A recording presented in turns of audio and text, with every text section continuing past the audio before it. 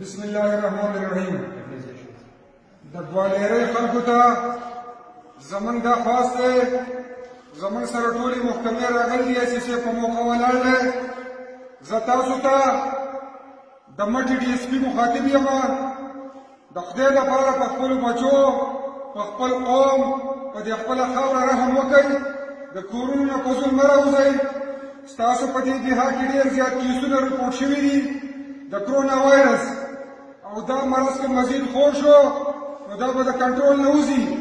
لہذا تاسو ته موږ دا وایو، که ستاسو ضروري څه کاري سبزی یا بازار ته څه دغه له راځئ، نو د 10 بجو نه واله د 12 بجو پورې به تاسو ته د اشیای خوردونوش دوکانونه کلاوي.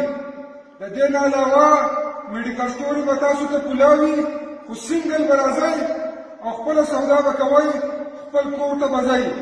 ګاډي به په زور نه راوباسئ، ګاډي به په روډ نه وي. د یوې علاقې خلک به بلې علاقې ته نه ځي. بلکل پابندي به د بهار خلک به چوپریال ته نه ځي، د چوپریال خلک به بره نه راځي، د منګلډاک خلک به په خپل ځای کې سودا کوي.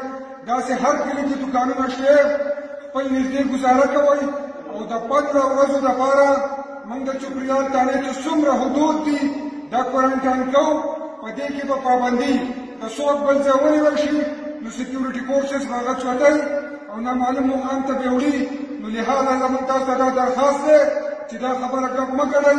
په دې خاوره په خپلو بچو په دې خلکو رحم وکئ او زموږ د اواز هر چا ته ورسوئ. مهرباني.